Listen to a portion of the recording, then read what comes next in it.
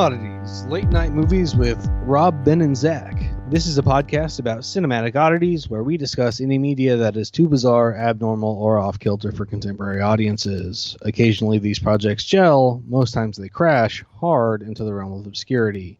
Join us as we delve into the cult classic swamp. I'm Ben. And I just wanted to call and talk about what you did. Some honorable mentions. I thought you were going to do the whole thing, because that would have been pretty awesome. I did not write the whole thing down, but the whole thing is pretty great. I just want to make sure you're not going to be a dick about this. Yeah. And did your answering message say boyfriend? That's weird. Some other ones I wanted to mention, honorable mentions. I promise I'll have sex with you on prom night, of course, because Ben, I do promise that. I don't know when prom is. I guess prom's coming up next year, near the end of the school year, right? I have no idea. I promise you, Ben. Another one I wanted to mention. I was actually thinking of changing this one up, so it's at the beginning of the movie when Trevor Moore says to Zach Cregger, "I don't even know why you do these classes," and he's like, "They're not classes, they're seminars or something like that." Sermons. Sermons, yes. Yeah, they're not sermons, they're seminars. And Zach Cregger says, and I do them because I was thinking of starting this by saying, and I do this podcast because I believe in it and I think kids need to hear it. That's pretty solid. But then, of course, the one that Ben asked me about right before we started, which I have written down in full, and I was very much looking forward. I was thinking of using it. But now, since you brought it up, Ben, we should just talk about it because I think it brings up a great point that I want to get to in this episode. Trevor Moore says to Hugh Hefner, or I should say, as we'll talk about, I think Trevor Moore says to a camera, I don't think Hugh Hefner and Trevor Moore are in that scene together. He says, I was trying to make Candace a bunny, which is why she had that seizure and I stabbed her in the face a bunch. But if I realized that she was a bunny all along, I think it's all along, then all these firemen wouldn't be trying to kill me. And Hugh Hefner has a great response. I'm going to be honest with you, son. I'm going to call security now. This, though, everybody's seen the title of the episode. We're talking Miss March. We're talking Miss March because it's the other movie Zach Cregger has directed, and also co-directed this one with Trevor Moore. Ben and I have done Zach Cregger's most recent movie, his second movie, Barbarian, one of the best movies of the year, of the last few years, I'd say, on our Patreon. So everybody go check it out. But we're finishing up Zach Cregger. This is a short one. We got Barbarian and Miss March. Now, Ben, if you remember, and anybody who has listened to our Patreon episode on it, or, even go subscribe to our Patreon to get access to that great discussion of how excellent that movie is, I brought up the fact that if Trevor Moore was still alive, he should have played the Keith role, the Bill Skarsgård role in the first act of that movie. And I think there's a lot that Trevor Moore is doing in his performance in Miss March that is more towards the comedy angle. Of course, it's a comedy movie, more towards the sketch comedy stuff of Whitest Kids You Know. But that line of Trevor Moore doing which is why she had that seizure and I stabbed her in the face a bunch. And he's saying that, and he's making his breakthrough, as he calls it a little later on. Tucker, there's a bunny deep down inside each and every woman. They're just not bunnies you'd put in your magazine. No, they're not. But if you can see the bunny in those girls, then you're onto something, my friend. I think I get it. I was trying to turn my girlfriend into a Playboy bunny, and that's why she had that seizure and I stabbed her in the face a bunch. But if I just realized she was a bunny, then none of these firemen would be trying to kill me. I gotta be honest with you. I'm gonna call security. Okay, Mr. Hefner. Thanks for the talk. I'm like, this is it. This is the moment. Like, this is the reserved line delivery, even though they're, of course, very different, lines of dialogue, that I think he exactly could have brought to Barbarian. Him saying something like, you found a room with a bed and a bucket, and it's like there is a sense of comedy there, but very dry comedy. And I thought that was like the exemplar from this movie. And I was like, that's it, Trevor Moore. That's what you could have done for Barbarian, and it would have been great. I agree. Right that on, is, right on. I think most of his delivery throughout the rest of the movie probably would not fit in Barbarian. No. It's very Whitest Kid You Know. Yes. This movie feels almost like a collection of Wise Kid, sketches. Definitely, yeah. It definitely comes across as sketch comedy. It's very much shot like a sketch comedy thing. While we're on the topic of Trevor Moore, of course, I think one of the funniest people ever. We've mentioned it before. Unfortunately, he died last year, maybe 2 years ago. I'm sorry, I don't have that timeline. But you're absolutely right. I found that one line in the Hugh Hefner scene that I was like, that's it. That's what he could have brought, The rest of this movie, Trevor Moore is choosing, his performance is like incredibly emphatic and just full of, facial expression and over enunciation, I think. Like, I'm thinking of the scene where he's telling Zach Cregger or Eugene in this movie about what happened with him and Candace and why they had to get out of town. And there's that, look to the camera, and he like almost like dislocates his jaw saying, "So then I stabbed her in the face," and his mouth is like, he does a lot with the movement and, of the physicality of his face. And I have to say, Ben, since we're on the topic of Whitest Kids it comes across to me as the louder and with your mouth open sketch from that show. Absolutely. That's exactly what I was thinking of when you were describing it.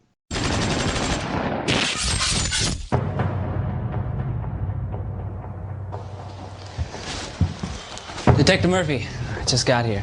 What's the story? Well, we got multiple stab wounds on the victims, and there's obvious signs of a struggle from the upstairs bedroom down. Looks to me like a lover's quarrel that turned ugly. Real ugly. I'm gonna have to disagree with your detective work, though. I'd say it looks like we've got a serial killer. Think it's our guy? Matches his M.O. Look at how the head barely hangs on by the flesh of the neck. Hands and feet are completely removed. Entire body's wrapped in its own intestines. Man, I could have sworn it was a lover's quarrel. Rookie mistake.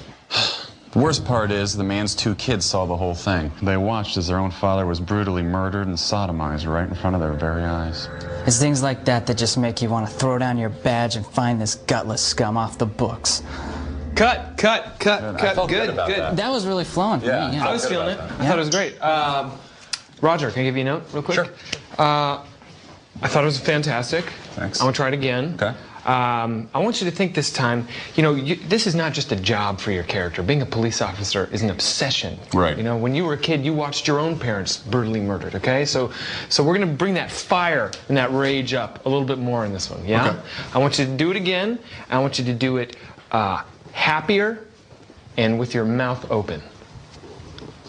What? Yeah, happier and with your mouth open, okay?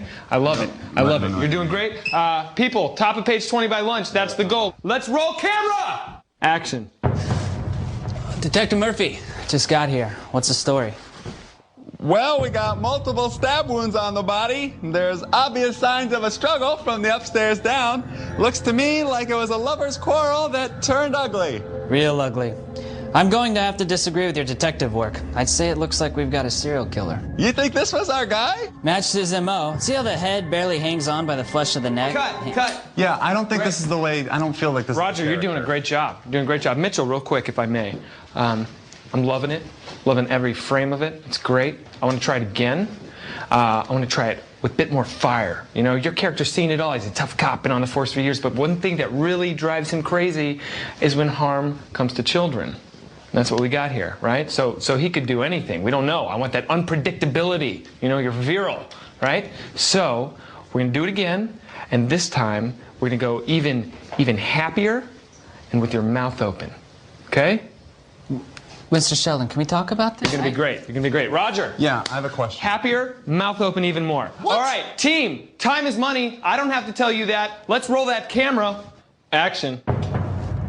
Detective Murphy, I just got here. What's the story? Well, we got multiple stab wounds on the bodies. Seems like there was a struggle from the upstairs down. Seems to me like it was a lover's quarrel that turned ugly. Real ugly. I'm going to have to disagree with your detective work, though. Cut. This is not right. What? It's not working. Yes, it's not working. It's not working. Okay. We gotta fix it. Yes, thank you. Okay. Okay, Roger, we're gonna do it again. Forget everything, okay? Good, done. Clean slate. Okay. We're gonna do this completely way happier. Your mouth is gonna be way more open, okay? Just big time. Mitchell, I wanna see you happier with your mouth open. You guys are on the same page. That's why we're a team. I love it. This is going to be magic. Everybody, this is the money shot. I feel it in my bones. Roll that camera. Action.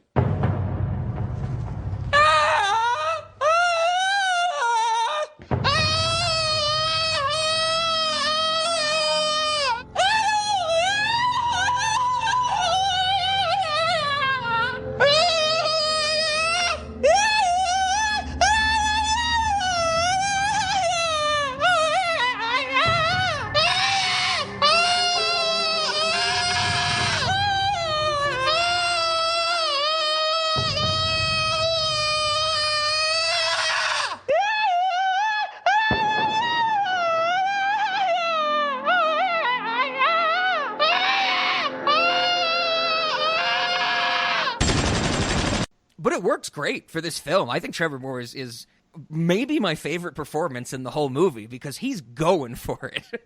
Even though he's going to die, Tucker Clay? Yes, Tucker Clay in this movie, even though he's going to die. I would say my other favorite performance in this movie is Craig Robinson as Horstick.mpeg. You can't mention Horstick.mpeg without talking about how he responds to being called Horstick. .mpeg. I love that they keep that going throughout the whole movie. That even Trevor Moore says it when Eugene will just be like, Horstick.mpeg can get us into the Playboy mansion, right? You know. Well, and it's because Horstick.mpeg actually refers to himself just as Horstick at times. Yes. And doesn't correct himself, which is interesting. But yeah, that's some funny shit. We also have to talk about. I'm actually. Let me set it up this way. On the topic of Horstick.mpeg, he's this rapper. He's like one of the most famous rappers. They play his song on Monday Night Football. Yes, the radio edit. So Ben knows this. I think I've mentioned it on this podcast before. We're actually getting pretty close to the time of the year. Every year, I keep track of every single song, every single track that I listen to and add to my library type of thing. And at the end of the year, I rank them all. I do my top 50. I never knew this before, Ben, but in preparation for this recording, I found that Craig Robinson himself, as Horstick.mpeg, actually did make a studio version of White Bitch for this movie.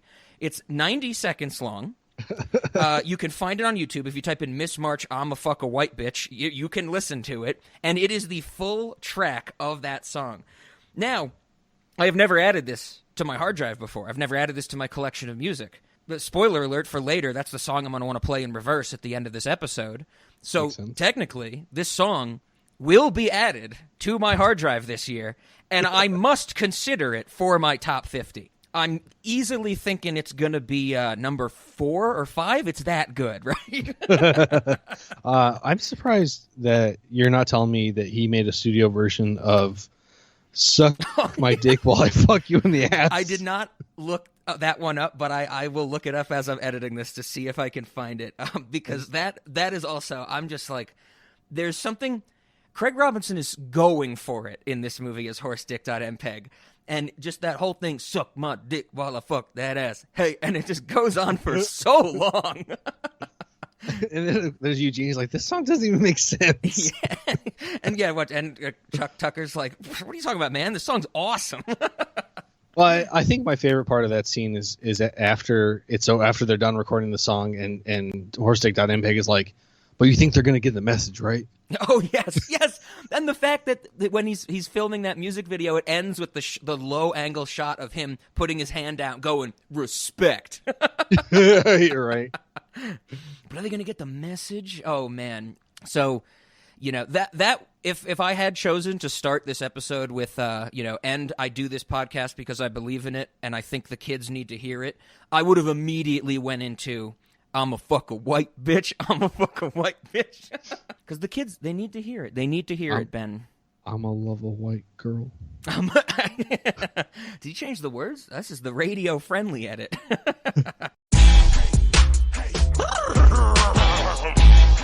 Do you know whose dick you just stepped on? Yeah, fellas, you know what I'm talking about. Sometimes you just want what you want. Here we go. I'm a fuck a white bitch. I'm a fuck a white bitch. I'm a fuck a white bitch. I'm a fuck a white bitch. I'm a fuck a white bitch. I'm a fuck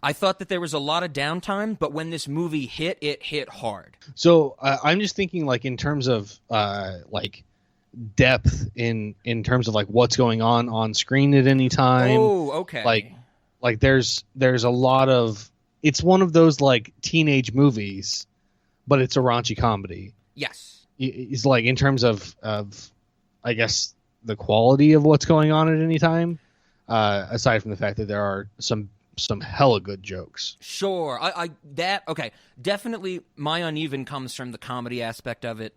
I think, I want to talk more about that as we get into it, but you are absolutely right. There is not really any depth to this movie. It is not fairly shallow. It is shallow, where, maybe compare this to some of the other like raunchy comedies. All these other raunchy comedies I'm thinking of are like a lot earlier. Well, the first American Pie in 1999 doesn't really count because no one had really seen anything like that before, and that was just like people just went crazy for it. But have you ever seen like The Girl Next Door with the Emile Hirsch, Speed Racer himself? He like has like a girl moves in next door and he falls in love with her. Turns out she's like an ex-porn star, and he gets like wrapped up with her old manager and stuff like that. Does that sound familiar at all? I'm aware of the movie, but I have not seen it. Okay, that's another like raunchy comedy. But I remember when I saw that movie, I've only seen it once a few years ago. I was like, oh, there's a lot to say here about like the adult video industry, about like the way managers are like pimps and stuff like that.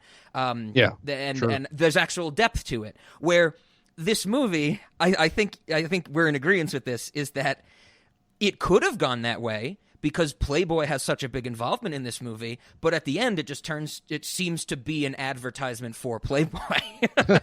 Well, it's I don't know if I would agree that it's an advertisement for Playboy, but they don't spend, like, the most we hear about the negative sides of Playboy in this are when Zach Cregger's character Eugene is just losing his shit talking to Cindy the first time when he's tied up in the chair. Oh yes. And he's like, "You're a fucking whore, you blew everybody," like just like saying all this shit to her, which is totally uncalled for. Yes. Like that's the closest thing we get to a critique of anything, but he's actually not critiquing an industry or anything. He's actually critiquing like a specific person. Which I feel like, to be honest, I don't know about you, but that scene was tough for me to watch because the whole time I was like, wow, this guy's a fucking moron. Like, I get that he's been in a coma for 4 years or whatever, but he is. I like to believe I would be more mature than that when I was in high school. I would agree. And I also feel maybe that adds to the shallowness of this storyline, is because I definitely felt that his anger finally bubbling up, while it's not completely void of setup earlier in the movie, he's angry at Horstick.mpeg for sleeping with, Miss March, with Cindy. When it's like, well, he should be angry with her, more of that thing. I mean, should he be, though? Like, he was in a coma for 4 years. Well, no, he should have been angry in that scene with Horstick.mpeg to make him tied to the chair scene make more sense to me. He was angry with Horstick. No, he should not be angry with Horstick. Oh. He should be angry with Cindy. Sorry if I switched those. Okay. Because he just seems angry at everybody that he's in a coma when the scene calls for it. Where I would have liked more build-up to make that him being angry at Cindy and getting punched in the face by the bouncer to not have come out of completely nowhere. Okay, I took it as like him being angry at the entirety of the situation and that she had not been faithful to him. So like I wouldn't have been surprised if he was angry at Horstick and her. So like I don't feel like his anger came entirely out of nowhere. But the intensity of it came out of nowhere. Sure, absolutely. And I would have liked some more build-up to that type of thing. Sure, yeah. Because, I mean, there's even the scene when Trevor Moore, when Tucker finds, gets the issue and shows Eugene that it's like, oh, if we found Cindy, she's in Playboy. Like, he's like, all sad. He's like, do you think she's still a virgin? And Trevor Moore's like, nah. But then there's like another shot where he's like looking lovingly at her photos and stuff like that, but it's all silent. And I would have liked him, maybe to be like, oh, I'm going to take these photos out of my wallet instead of looking them longingly, It seems a little emotionally mismatched with the intensity of the sadness, of the anger, and all that stuff. Sure. I can agree with that. I will say that I don't think that those emotions are mismatched with who he is and what his character's gone through at the time. Like, I think it would make sense for his emotions to bounce all over the place. Mm-hmm. Like, at one moment be missing her, at another moment be angry that she wasn't there, at another moment like be upset that she probably slept with other people in the meantime. Like, I can totally see all of that, all those bouncing around emotions. But for them to manifest in him just being like, you're a slut and you sucked every dick you came across. Sure. I was like, that is too much. I'm with you. Yeah. But I'm reminded of actually that scene in Clerks where he's like, try not to suck any dicks on your way to your car or whatever. Yeah. I'm with you. And I think this is one of the big things, the theme of this movie. It's not even a theme. It's so shallow. It's just what happens to our characters. Like, the arc of Zach Cregger is to be like, oh, I was an asshole. Like when I found out that, she was paying all my medical bills, and that I shouldn't care if she sucked every dick she could. I still love her, because he has that line to Horstick, which or .mpeg, at the end when he's like, I'm not upset I'm not like mad or upset anymore. Like, you might have fucked her, but we had a relationship, And it's like, okay, I get what they're going for. That's a common arc, I think, of the teenage raunch comedy. So I get it, but it's just kind of like, okay, it seems like a little more just jammed in there type of thing. Well, and it's unclear at the end whether she really did do much sleeping around. We just know she didn't sleep with Horstick.mpeg. Yeah. Right, yeah. The only person that we've specifically heard say that he did sleep with her lied. So it's really unclear whether she slept with anyone else or not. Mm-hmm. But the idea of him being like, you had to wait for 4 years not knowing if I was going to wake up, like, that is just some insane shit. Oh, yeah. No, I'm with you. I'm with you, absolutely. And like, I like to believe that even in high school, I would have been like, 4 years is a long time. Like, I'm surprised you're not married. Right? Yeah. Maybe I'm a little grateful if we even want to resume this, which that's something else that's pretty weird. And they could have explored, but didn't, is the fact that he would have been emotionally in the same place, but she would not have been, even remotely. Definitely. Oh yeah. Yeah. So, but she was faithful. I mean, paying his medical bills and, right, doing what she could to pay the medical bills. It does that. I think all these raunchy teen comedies, raunchy comedies, it doesn't really have to be teen. I think it's more present in the teen-oriented ones or the younger-oriented ones. They always have to have some wholesome heart to it, They always have to get those in there because that's just part of the genre, it seems. And I think that, it would have been interesting to see something from Zach Cregger and Trevor Moore that was subverting that, I think maybe like a lot of the subversion we get in Barbarian. But that's why I think, that arc of his character of Eugene in this movie, I think like a lot of the comedy, a lot of the way that the plot just kind of moves along. When I was watching this, before I did my research, I was watching this and I was like, a lot of this comes across to me as a writing exercise.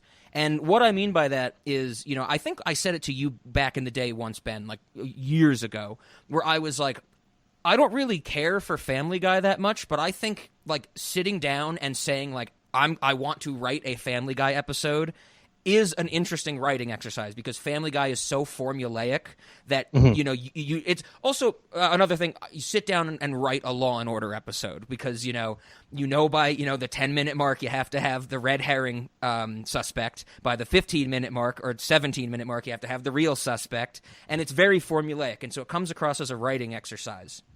For Cregger and Moore, I got the sense where I was like, a lot of this plot, the comedy and the plot machinations come across to me as a writing exercise because it seemed like they just had the idea for a gag and then they would have Tucker be so blindingly oblivious that the gag would just have to happen. And even they even throw that away at a certain point when the lesbians in the car show up and it's just like, that's just going to happen now. There's not even like, some basic way of them just pushing along the plot. You know what I mean? Are you talking about the fact that the lesbians are just like, we're going to have sex in the back seat while you drive? The fact that they are just walking down the road and the lesbians just show up and say, we want to have sex and you're going to drive type of thing. Yeah. So Everything else is at least set up. Like, he stabs Candace, so they have to get out of there early. They know Horstick.MPEG, so they have to get to Chicago. Horstick.MPEG is this braggadocious fool who then Eugene gets angry at, so they get kicked out. Like, everything does have small connections, except for the lesbian thing. And that's the one where I'm just like, that's raunch for raunch's sake. Yeah, definitely. It definitely feels, out of left field. But the thing where you said like they're kind of connected, like that is what made me feel like I was watching sketch comedy. Sure. Because it just was like, well, now it's time for the next sketch, and like how it's connected is very loosely relevant. Absolutely. The scene that I really started to think this in was when they are escaping. I think they have just escaped the firefighters or whatever for the first time, and they get to stupid firefighters can't turn their trucks around. Yeah, can't turn their trucks around. That's one of my favorite things. I say that a lot. Right. Stupid firemen can't turn their trucks around. But they get to a gas station, and Eugene says something like, I don't really want to go in there, like in this, dressing gown from the hospital. And so he's like, can you get me some clothes? And Tucker's like, okay, sure. Just fill her up while I'm in there. And he's like, I can't do that. I have atrophy. And it's so, like I said, Trevor Moore's character is so blindingly oblivious at certain points that it's just like, I feel like they had the idea for the gag where, Eugene was going to stumble around and spray gasoline everywhere and shit his pants for the millionth time or whatever. And they would be like, well, how do we get him out to spray gasoline everywhere, and how do we put him in that slapstick situation? Oh, Tucker's just dumb. Just let Tucker be dumb, Well, I would agree with you wholeheartedly if it weren't for the fact that like during the first couple minutes of this movie, or the first couple minutes after Eugene wakes up, we just constantly see Tucker throwing things at him. Yes, as if he can catch. That's true. So it appears that like the same way he can't understand that epilepsy, the seizures can be caused by strobe lights, like he just can't understand what atrophy actually is. Sure. I'm not. It's definitely or how not long like, it should last, I guess. Absolutely. I mean, it definitely is. It is set up. It's there. That's Tucker's character. Is that he's very self-centered. He's very oblivious.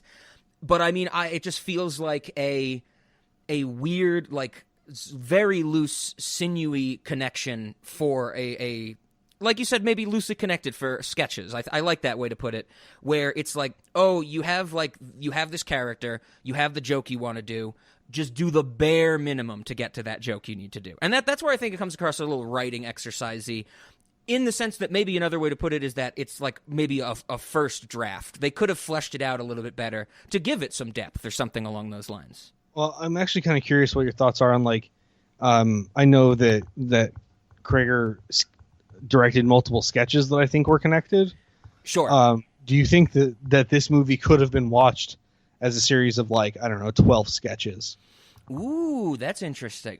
Maybe because, the thing that comes to mind, of course, is he directed Civil War on Drugs, which aired as, 8-minute chunks at the end of every episode of Season 5 of Whitest Kids You Know. That I didn't really think about that, but that's interesting. Like, what if this movie was broken up into, 10 different chunks that aired at the end of episodes of sketch shows?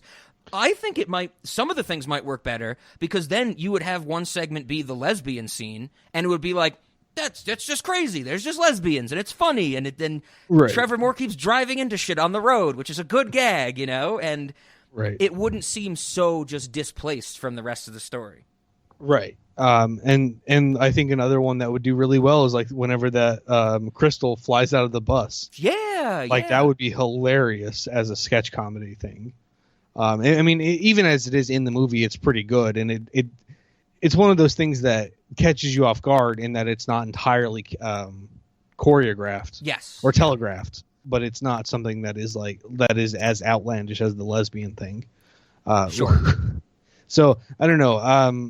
I just think that like maybe this movie is a little bit a product of the fact that he had only worked with sketches before. I would agree.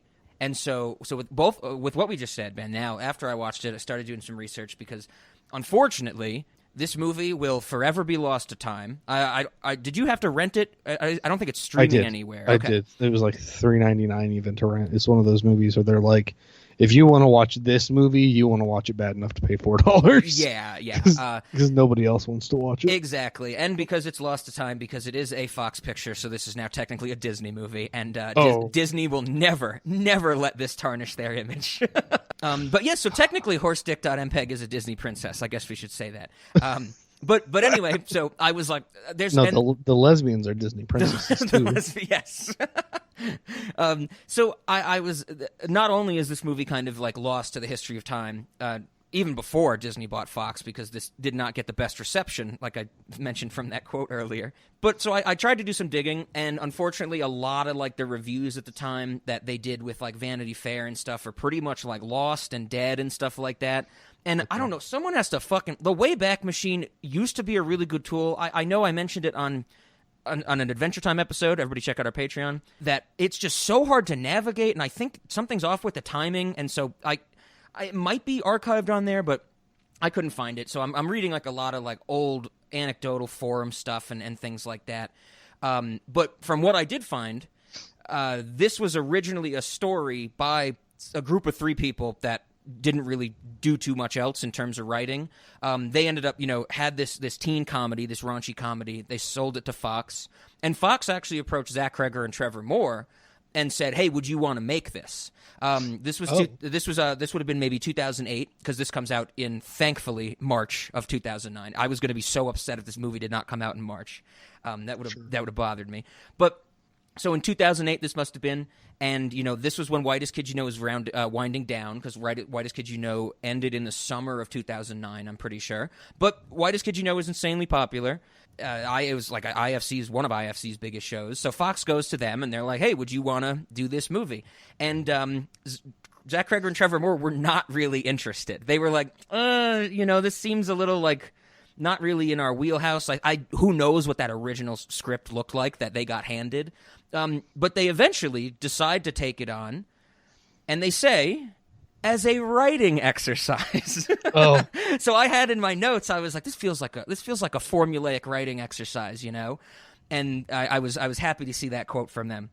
But of course, they took it, they worked on it. The 3 guys in the opening credits of this movie, whose names I don't have written down, they are credited for story by, but Cregger and Moore get screenplay by. So they really, did revamped it and stuff like that. There's some stuff that they ended up doing in the process, I think, with Playboy that I want to get to.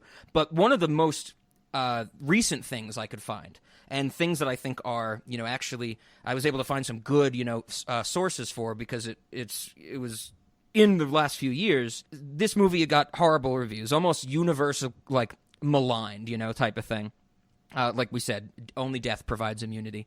But in the years since its release, and especially after Whitest Kid You Know ended, Cregger and Moore have talked about it. They've always been very, jovial about it. Back when Trevor Moore was still alive and the Whitest Kid You Know were streaming, they had like a Twitch channel where they would do like some improv stuff. You can actually watch them going back and reading bad reviews of Miss March, and they laugh about it. And there's a few instances where they'll read something really scathing. I couldn't find if they read the James Berardinelli review, but they'll read something really scathing, and they have very different dynamics. But Cregger will be like, I kind of agree with this review.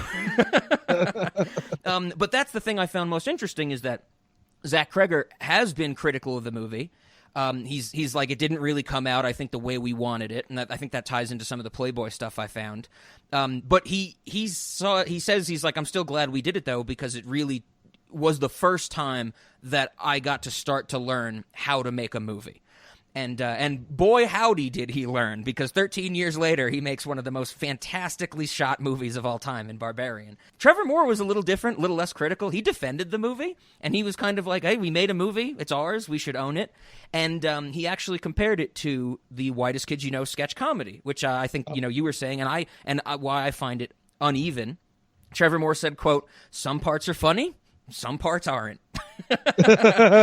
And I'm like, yeah, I can get behind that. But that doesn't bother me in a movie like this from the Whitest Kid You Know or from people who do sketch comedy, because I love sketch comedy so much. And with very few exception. I mean, maybe like a certain season of Mr. Show with Bob and David do I think it's perfect. But that's just the nature of the beast with sketch comedy. It's the shotgun approach. Some of it's going to be funny and some of it's not. That's just how it's going to come across, right? No, I agree. That's even with some of that Tim Robinson stuff we're watching for the Patreon. It's like some of it is really hilarious, and some of it falls very flat and dead. And that's just like you said. That's the nature of sketch comedy, and I very much think that is exhibited in this movie as well, which I did not think was a bad thing personally. Yes, and I also don't think it's a bad thing when it's uneven in a sense that it's not just like one big peak or something. You know, I'm a masochist, and in the last few weeks I have been trying to watch all of the Friedberg and Seltzer movies. And so for anyone who's not familiar with those names, they're the people who make the shit like Date Movie, Epic Movie, Disaster Movie. Those movies are horrendous. But like I said, I'm a masochist. Those movies are not uneven. They just will have one really good joke at some point in the 75 minutes that they run for. God, that's rough. It is rough. Date Movie's the best. Date Movie actually has some interesting things, but it's still like a very low rated. But the other thing is that there's a bunch of other types of these movies, like Superhero Movie is not Friedberg and Seltzer and stuff like that. So, and Friedberg and Seltzer never did a scary movie, and there's 5 of those. Right. But, you know, that's the point I'm trying to make is that those movies are very, very dumb and basic, and they will do the most basic thing, like the lowest of the low-hanging fruit. And then there will be something that I find really funny. Like, the one funny part in Disaster Movie is when they're parodying Ella Enchanted, and, you know, so this woman's over the top, like, acting like a Disney princess type of thing. But they're like, are you from a different world? Are you a Disney princess? And she's like, no, I'm just on a lot of drugs. And then in the remainder of the scene, she, like, is so, like, zonked out that she doesn't really know what's going on. And there's a point where one of the characters says, I think you should come with us because we're going to go to this place and it's supposed to be safe so you can live. And the Disney princess lady goes, okay, bye. Oh no, wait, I'm coming with you. Sorry. And the way it's delivered, and it's like it's like I find that so funny. It's such a strange moment. It's dangerous out there. You might want to come with us if you want to live. Okay. All right. Bye. Oh, I'm going with you. Yes, you are. But then, you know, Disaster Movie does actually have Ike Barinholtz at the end show up as Beowulf, and he does say, I am Beowulf, but then it turns into a big gay joke because Beowulf gets naked to fight our main character, and he's like, dude, you fight naked? That's gay, and it gets so homophobic. And I'm like, listen, the only way to parody Beowulf is you have him show up and only say, I am Beowulf. That's the only parody you need. you have him say, I am Beowulf, as if he's a Pokemon and that's his name. I am? Yes, that would be even better. I am? Yeah. I am? Beowulf? And then at some point that's really dramatic, he says, I am Beowulf! If nobody has done that on YouTube, we got to get on animating that or something. that is hilarious. But like, so those movies, those are very like, they just have a peak. And sometimes in them, the peak's not even that great, you know? Like, it's just like a huh or a chuckled or something. At least a movie like Miss March and another comedy, which I like less than this movie that we did on Patreon, Dude, Where's My Car? At least those are uneven because it's not like I'm just so fucking bored and offended by the comedy for giant stretches of time. I might be, like, taken aback for a few minutes when, like, a scene is happening. Like, personally, the whole, like, Horstick.mpeg and Eugene smoking weed and, like, sharing their thoughts and getting really, like, emotional with each other. I'm not interested in that at all. I don't find any of that funny, and I really, you know... Oh, it definitely wasn't funny. I didn't think it was supposed to be, though. Oh, sure, but, I mean, it's a downturn in the movie because I want more of the rapid comedy. But it's not too long. You know, it's just a few minutes, and, you know, you get Trevor Moore coming out of the bedroom in the back, and Horstick.mpeg is like, how was it? And he's like, oh, it was good. I gotta go to bed, you know? And it picks right back up. He's sleepy. That's what I want from my comedy, you know? Even if it's uneven, even if some parts are funny, some parts aren't, they should be interspersed in a way that keeps your attention. You almost can't have all parts be funny because at some point you become desensitized.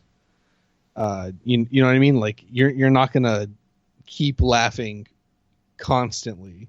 That's just not. It's not very realistic. No, sure. You're absolutely right. I mean, from empirical evidence, I think I'm. Of course, comedy's subjective. I think I'm very lucky that I think there are two movies I've found that are constant laughter: Freaked and Freddy Got Fingered. But those are also very strange movies. There's a scene in Freaked where the main freak knocks out a milkman to dress up as him and escape because they're all like captured in the freak show, and it turns out that all the other freaks also knocked out milkmen and are all trying to escape. And so there's just all these characters in the same milkman outfit, and then one of them says, like, hey, and they catch our main guy, and they're like, you knocked out a milkman too? And he says something like, 12 milkmen on the same route is plausible. 13 is ridiculous, And so they all start fighting, and then Randy Quaid looks out the window, and you can see a bunch of milkmen standing in a ring, like a high school fight, and two in the middle fighting. And Randy Quaid just says, "That's a lot of milkmen. No wonder they fight so much." That's pretty solid. Oh yeah, those are great. But you're right. I think also maybe something to get at with the comedy in, the unevenness of comedies. I think with our sensibilities, Ben, I think, correct me if I'm wrong, like the raunch comedy isn't like our top tier type of stuff that's going to make us laugh. Like the whole milkman story I just said is just absurd, and that's what's going to get me 100% of the time. When you get to like all these sex jokes, and we got poop jokes in this. The poop jokes in particular. I like there were some of them that were okay because they were situational as well, where it's like this dude is atrophied and he can't control his bowels, and that's a reasonable thing to be happening right now. But then there were times where they like took it too far, dragged it out too long, and it was like, okay, like it's poop. It's not highbrow. Exactly. Yeah, I mean, and I think just the raunch, like I did like parts of the lesbian scene. Like I said, Trevor driving into shit on the side of the road because he's getting distracted is very funny. I love the fact that they just always call them lesbians. Like even in the car, like not only in the car, but when Tucker's running from the fireman in the Playboy mansion, he runs into them. And he goes, "Lesbians, help me break down this door," or something like that. Yes, he does refer to them as lesbians repeatedly. I found it, I don't know, very strange. I at first it was like, okay, this is maybe a little bit like on the offensive side. Sure. And then after a while, I was like, this is is actually kind of funny. I found it funny because they just keep saying it, like they don't give up on it for sure. Yeah, it was like, I don't know, maybe maybe the fourth or fifth time, I'm just like, okay. Yeah. This is even coming around. Even when it happens in moments where he does not need to be referring to them by any proper noun, which he's using it in this case, any nomenclature for them. Like after one of the lesbians, uses her tongue to unlock the door, they get through the door, and Trevor Moore, Tucker, sees them go into a room, and they close the door behind them, and he goes, "Good thought, lesbians, we'll hide in there." And it's like, he did not need to say lesbians in that line, Right. Yeah. But yeah, it's one of those things where, it's one of those versions where it goes past the rules of versions of comedy that goes past the rule of threes, and just kind of, it grates on you and becomes so absurd that they're doing it so much that it's kind of like, is this funny? It's like the fact that, the theory that if you listen to any song enough times, you'll eventually start to like it type of thing, Sure. You just get that's Stockholm actually Syndrome. Yeah. The psychological name for that is mere exposure. Oh, right on. The fact that that merely being exposed to something for long enough will make you more fond of it. And it is actually like greatest exemplified when it comes to strangers, like in public transportation. It's like the people that you're used to seeing on public transportation, you'll have an affinity for them, which you might not recognize until there's a new person. And then you'll be like, okay, fucking, this new person better watch his shit, like he better not be bumping into... Get off my bus, yeah. Better not be bumping into Grey Hat over there. Someone whose name you don't know. Anyway, that's some dumb shit. But So also in terms of the comedy, I definitely think this is a pretty clear 3-act structure of a movie. Like, the whole setup. I'd say the first act is basically like the setup with Candace with the coma, and it basically would end when they start their road trip. I would say like the second act is the road trip, and then the third act, which I did not remember. They get to the Playboy Mansion with like a solid 28 minutes left in the movie. Like there's a lot at the Playboy Mansion, which I remembered it being a lot more on the road trip and getting into like wacky antics, you know. I have to say I find the Playboy Mansion stuff the least interesting in the movie. I think because of the thematic stuff we were saying, but also because that's where I think, well, I said it earlier, that I think this movie somewhat becomes an advertisement for Playboy. I don't mean that in the way that, you know, they're saying like, oh, you should go buy a Playboy merch or come visit the Playboy Mansion. But I mean, the only advertisement you need for Playboy is women, scantily clad women, right? I suppose so. I mean, in that way, I guess there's a lot of movies that would qualify as advertisements for the Playboy Mansion or for Playboy. Right.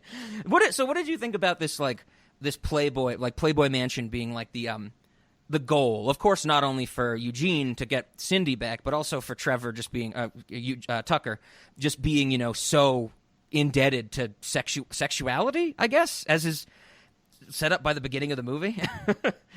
I thought the his character, like, being that enthralled with the Playboy Mansion and with Playboy in general throughout the movie was kind of boring. That's what I'm saying. Yeah. It's not a very interesting, I guess, like, character motivation isn't exactly the right word, but like character descriptor, because like if you want to, like, that's one of his character traits, I guess you would say. Yeah. And I don't think it's a very interesting character trait. So I definitely was not impressed with kind of the amount, like the quantity of Playboy stuff throughout the movie. Sure.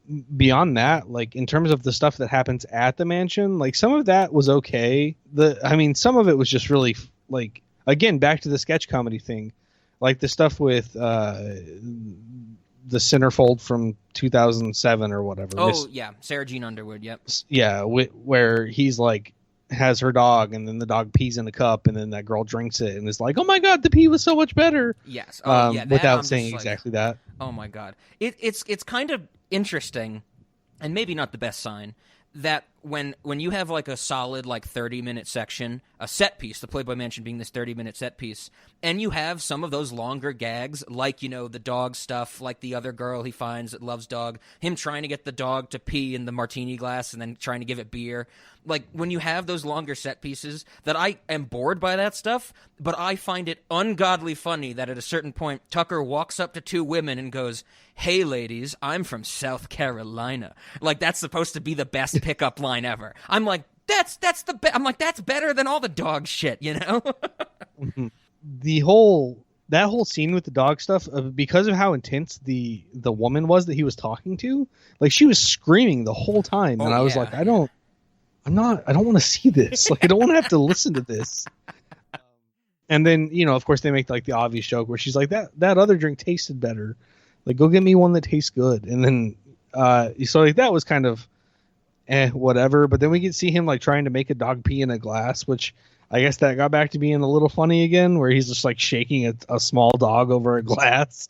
The girl comes up and is like, what are you doing? And he like throws the glass over his shoulder. Yes. And then Sarah Jean Underwood comes up and she's like, Puddles. I think that's the dog's name. And he throws the dog. Yeah. It's like, that was pretty solid. Sure. Like, that was a good climax. I love that joke. Once again, I think it's a testament to Trevor Moore, the way he can deliver. You know, I think this goes for Whitest Kids You Know, the sketch show as well, that there's some sketches where the idea might not be funny, but the way that things are delivered, like the throwing the dog over his shoulder, is very funny. I really like that when he's trying to get the dog to pee in the martini glass, he's like, come on, pee, come on, you know? And he's like moving the dog around.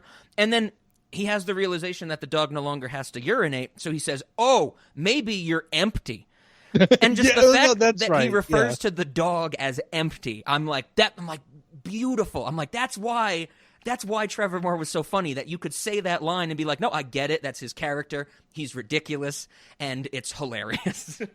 Overall, the whole idea of him interacting with this girl who screams a lot and loves dogs and wants to just talk to him all night because he has a dog, like that was a little bit draining, but that end was great. Even the scene when he's talking to Sarah Jean Underwood, that does drag on. Yeah, the joke, you know, and I guess of that scene is that, you know, Trevor Moore says, like, oh, I call the rescue all the time to put the animals down, because some loser was digging in my trash, Yeah, jerk Labrador. Yeah, and she was like, you took it to the pound? I actually thought that was kind of funny, where he's like trying to talk to an animal lover and be like, I actually kill dogs a lot. Like, I don't know. I thought that was pretty funny. But then it definitely drags not on. Not like laugh out loud funny. Sure, no, I know what you mean. But it even drags on way too long with the thing where she's like, oh, I got this little guy from the rescue and I'm nursing him back to health. He thinks she means like breastfeeding. Yeah. And then, he's like, because he's like, I didn't know humans could nurse dogs. But then he's stumbling over his words and he's doing the whole thing where it's like, I'm not into that unless you're into that. I mean, women, I've seen women do a lot of things on the internet, and I'm just like, please, come on, get on with it. Yeah, definitely. That scene drags on. The scene immediately after it drags on. There is quite a bit there that could have been left on the cutting room floor. Yeah. And it really is all in, kind of. Oh, we should, with his little, we get this like Trevor Moore montage of interacting with women. We get the, hey ladies, I'm from South Carolina, I think, and he just pauses. And it's like, that's not a conversation starter. I love that. That's going to be my go-to pickup line from now on. Hey, but lady. I also really like it that after we cut back to Eugene looking for Cindy. And that stuff's, I think, boring. Like, he bumps into a waitress, and, he's like, have you seen Cindy Whitehall? And she's like, are you a stalker? Are you a stalker? And that comes back with the bouncer. But it cuts back to Trevor at a certain point. He's just talking to two women, and it just, like, cuts into him in the middle of a sentence saying, so there we are, in my car, going at it, and she's going, oh my God, this is the best sex I've ever had. And I'm like, why do people keep telling me this? So we're going at it there in the driveway, and she's like, oh my God, this is the best sex I have ever had. And I'm like, everyone keeps telling me that. Isn't that weird? I'm fine with that, because Trevor Moore's a great deliverer, and he's going way over the top and that stuff. But then, it becomes just getting, like, all the pieces in motion for our characters to finish their arcs, Trevor has to talk to Hugh Hefner. Trevor has to run from firemen. A lesbian has to lick open a lock, of course. Right. Actually, I'm curious, what cut of this movie, are there multiple cuts of this movie? Because that joke, I'm trying real hard and I don't remember that joke. Which joke? The this is the best sex I've ever had joke? So there is a rated and an unrated. The unrated is 3 minutes longer, and I'm pretty sure it's what I have. Okay. And from what I read, though, is just there. At least, I mean, once again, there's not a lot on this movie. From what I read, is that there's just more nudity in the unrated. Oh, I mean, there's plenty of nudity in the rated. Oh, okay. So. Yeah, okay, so maybe this joke was in the unrated. I couldn't... Usually you can find, like, a list of differences, but nobody seems to care about this movie, Sure.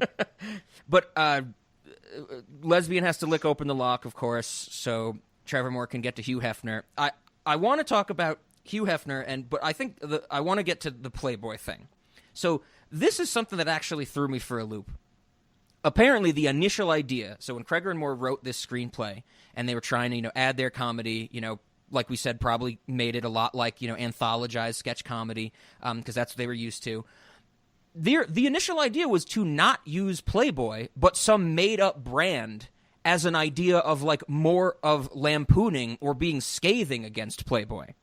I would love to know what their ideas were, but apparently test audiences were highly negative on this idea, and so Fox was like, we should just get Playboy, because in 2008 and 2009, this was near the height of the popularity of the E! show Girls Next Door, which was the life of Holly, Bridget, and Kendra in the Playboy Mansion, and Hugh Hefner was in that show. So Playboy comes into this because of a studio decision, not because of a Whitest Kid You Know decision, which I found very, very interesting. Yeah, and so they were going to be critical of Playboy originally as well? Yeah, but I couldn't find anything in the sense of how, like, in what way or how critical they were going to be. Well, that would have been more interesting. Exactly, and that's why I think, it's solidified more as we've been talking, that this comes across to me more as an advertisement, or at least some level of neutrality of, hey, Playboy's this thing, and it's kind of cool, right? Don't you want to go to a party with a bunch of chicks type of thing? It definitely came across to me as, like, it makes sense that young boys are into Playboy, I guess. Sure. Yeah. But, like, beyond that, I didn't really think it was... I mean, it certainly wasn't negative. It was neutral to positive. Yeah. I would love to know more about like you said, how critical or in what ways they were going to be critical. I think that you're right. That would be way more interesting. I think that also would be really cool for a subversion of the teen comedy, of like, because even the raunchy teen comedy, I think of like Judd Apatow's Superbad, and Superbad is all just like, we gotta get laid, that type of thing. Yeah. And it'd be interesting to be like, to see like, oh, this Playboy, like you said, it's the the thing to idolize for these young boys. And it's like, if that they were, maybe not torn down, but like, taken down a peg or got some shots in at them, it'd be great to see, especially with with Cregger and Moore, who can definitely do that stuff. I was just thinking, you had mentioned the whole thing about like most of these movies are like, oh, I got to get laid. That was something that was kind of uncomfortable at the beginning of this movie. Is Eugene is like not wanting to have sex, and they even to the point that they even do like the chaste sermon or yes, the abstinence now class, I think it's called. Yeah, this is a venereal disease, and all the kids start screaming. I thought that was funny. I like that. Sure. The delivery of her being like, we're gonna have sex or I'm gonna break up with you. Oh yeah. Came across as kind of like gross to me. After thinking about it, it's like it makes sense. People have their boundaries, and if you're like, I'm interested in being sexually active and you're not, and that's a reason for this relationship to come to an end if that's the way it is, like that's all fine. But the way that it came across in that scene to me felt very manipulative. Oh, sure, I'm with you. Using the Eugene's brother thing against him. It's like he's like, I don't want what happened to my brother to happen to us, and she's like, Eugene, your brother's crazy. Yeah. And it's like, clearly, that this brother thing means a lot to Eugene. As little as we get of it, I think it does mean something to him. Yeah, well, it does, and I mean, his brother's also the reason that his mom is dead, apparently, because the baby was a crackhead. Oh yes. because the mom smoked cigarettes while she was pregnant. Yes, we have to get back to the abstinence now scene and the word crackhead, because it's pretty. I wanted to know if you picked up on something, but so on the Playboy thing. So they go to Playboy and they're like, hey, can we just like? It's basically kind of like product placement, but I don't really know if it's full product placement. I think it's just an integration. I couldn't find anything about like, oh, did this movie get like financial support or strong financial support from Playboy? I don't really think they did, but that might be something lost to time. The other thing is when Fox goes, oh, we should just get the real Playboy and use the popularity of the girls next door to tie into the marketing in this movie. And, Zach Cregger and Trevor Moore don't have full control. They had to acquiesce to that to some extent, I'm sure. But then they get Hugh Hefner. Hugh Hefner's been in a bunch of shit. He's been in like Curb Your Enthusiasm. He's like a somewhat actor or icon type of thing. But then they don't even get like Holly, Bridget, or Kendra from Girls Next Door. They get Sarah Jean Underwood, who's in like one episode of that show. Oh. And the other thing that I found interesting is if Playboy did have some support of this movie, I was thinking, maybe this was a Cregger and Moore decision, which was done rightfully so. Why not have, like, a notable Playboy icon, maybe not one of, like, Holly, Bridget, or Kendra, as one of the lead or both of the female roles of this movie? Because Cindy and Candace are played by, Cindy's played by Raquel Alessi, and Candace is played by Molly Stanton. They have barely done nothing before or since this movie. Like, they are very much unknown. So that's why I'm thinking, well, if you want to use the marketing of Playboy for this movie in 2009, late 2008, early 2009, like, why not get, like, a bigger role for one of these female, or a bigger name for one of these female characters?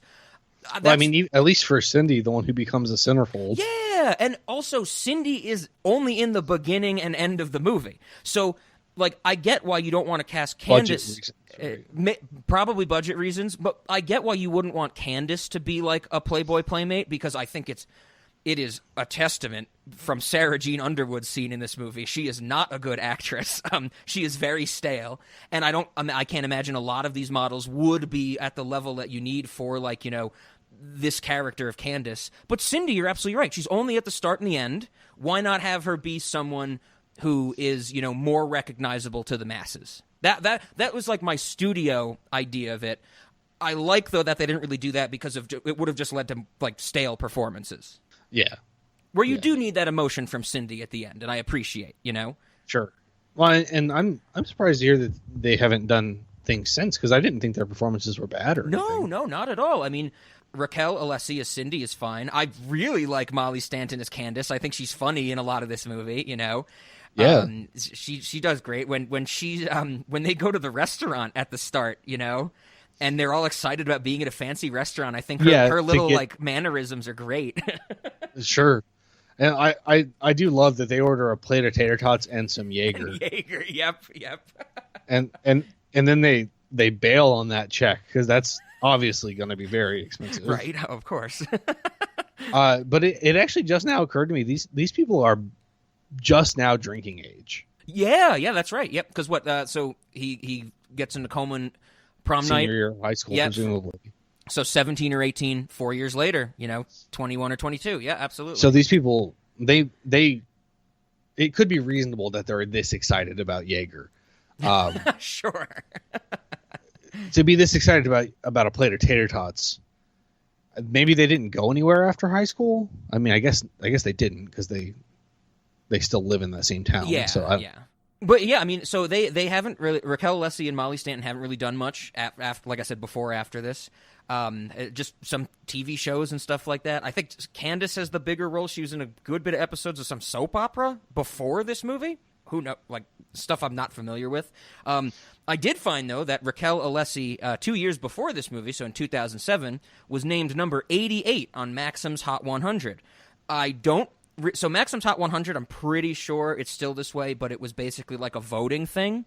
So like readers and subscribers, I guess, would vote on this list. There's some things I know Zach and I have talked about, like Dr. Aki Ross, a completely animated woman from the Final Fantasy Spirits Within, got on one of these lists back in 2001, and that's definitely like a marketing thing. But Raquel Alessi, I don't know why she got on here, but she's number 88, so she made the list, right above Haley Duff and right behind Padma Lakshmi. Padma Lakshmi, I guess, makes sense. She was judge of Top Chef in 2007. But I read through this list, Ben. I always like reading these lists. I wanted to mention some because we have some connections from Maxim's Hot 100 in 2007 and some just fucking insane ones. Number 95, Second Life Girl. I don't know if you're aware of this, Ben, but Second Life was a program in the mid-2000s that would basically let you create, like, CGI avatars. It's the precursor to the programs that are used to make, like, anime girl VTuber avatars for Twitch and stuff like that now. Okay. So Maxim did it again. They put a virtual woman on this list. Mina Suvari is at number 73. Ben, you and I have to remember Mina Suvari as one of the robber cheerleaders from Sugar and Spice. Oh boy. Evangeline Lilly at number 68 makes total sense. Lost was at the height of its popularity around this time, and she's Kate on Lost. Lena Headey at 64. I mean, I know Lena Headey, who's Cersei from Game of Thrones. Like, I know she'd been around for a while, but I didn't know she was that popular back in 2007. Who is she in Game of Thrones? Cersei. Oh. Yeah, right? Mandy Moore at number 48. Mandy Moore's always been popular, but of course, a few years before 2007, she was in Southland Tales. Had to mention that. Number 32 is Lacey Chabert, who I don't think you and I have talked about, Ben, but she's my favorite of the Mean Girls from Mean Girls, and also the voice of Eliza Thornberry. This one was interesting to me. Number 29, Sarah Silverman. I find that very high up for Sarah Silverman. And like I said, this list is, of course, it's Maxim. Of course, it's going to... What number did you say this is? 29. Sarah Silverman is not attractive. Yeah, and I was saying, it is, like, it's not supposed to be fully on looks. It's not like everybody's a model. I don't know if Sarah Silverman ever did any models, so there is supposed to be some, like, popularity, like, oh, who's the hot women in Hollywood? But, like, 29 for Sarah Silverman? I remember nothing but, like, abject hate for the Sarah Silverman show when it was on in the mid-2000s. I mean, my favorite thing that Sarah Silverman has ever been in is in Way of the Gun. She's in it for, like, 2 minutes, and she gets punched in the face. Absolutely. And then the last one I wanted to mention, of course... Got to tell you what number one was, and this is just, you can tell that 2007 was a hell of a different time. Number one, Lindsay Lohan. Oh, boy. Probably right before she imploded, if not right before, maybe a year before. But yeah. So Raquel Alessi did something. Molly Stanton as Candace is not on that list, so who knows where they got her from. So, but that was my whole sideline about Playboy. I find it fascinating that Playboy wasn't like the hook of this movie from the beginning, that it got added in later on. I'm shocked that, we didn't get at least cameos from Holly, Bridget, or Kendra, them being the faces of the girls next door. But whatever, they got Sarah Jean Underwood, so who knows. But the other person they got, Ben, is Hugh Hefner. Interestingly, this is the last screen appearance of Hugh Hefner. So Hugh Hefner's last film ever is Miss March for the rest of time. It's got to be worth something. Yeah, I think that's pretty cool. He died in 2017, so he was not on in a movie for a while after this. And he got buried next to Marilyn Monroe, who, of course, was the first Playboy Playmate ever. Ben, I did not know this. I was looking into Hugh Hefner after I read this was his last role. Apparently, he's in Beverly Hills Cop 2. So we got to watch it now, right? No. Definitely not. Nope. Hugh Hefner will not overshadow the horribleness of Eddie Murphy's laugh in those movies. Now, this is what I think about the Hugh Hefner scene.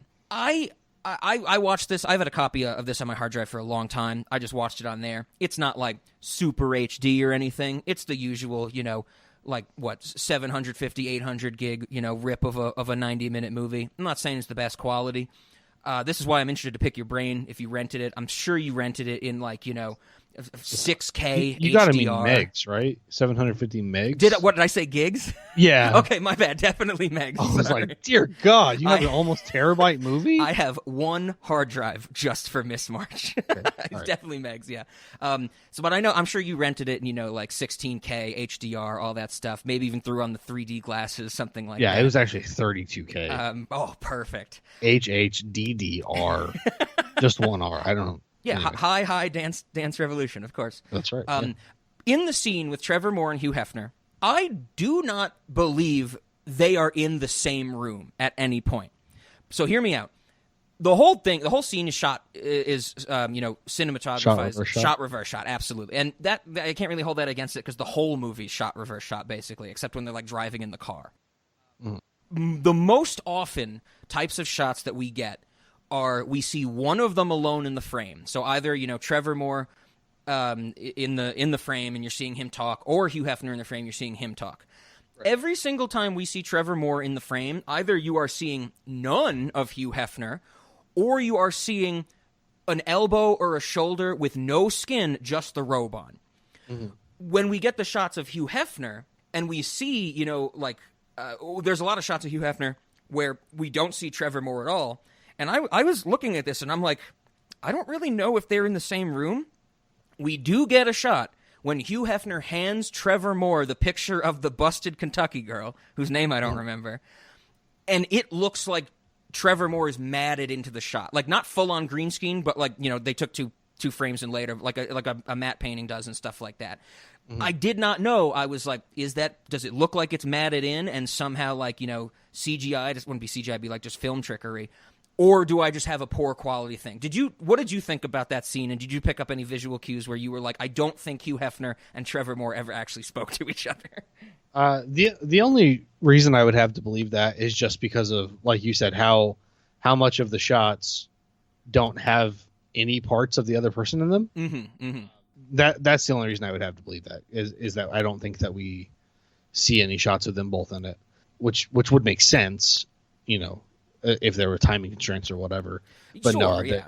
I didn't notice the matting or whatever look that you described, but I can't say that I was watching incredibly closely or anything like that. Sure. It's another thing that I think where take for example the Sarah Jean Underwood scene with Trevor Moore.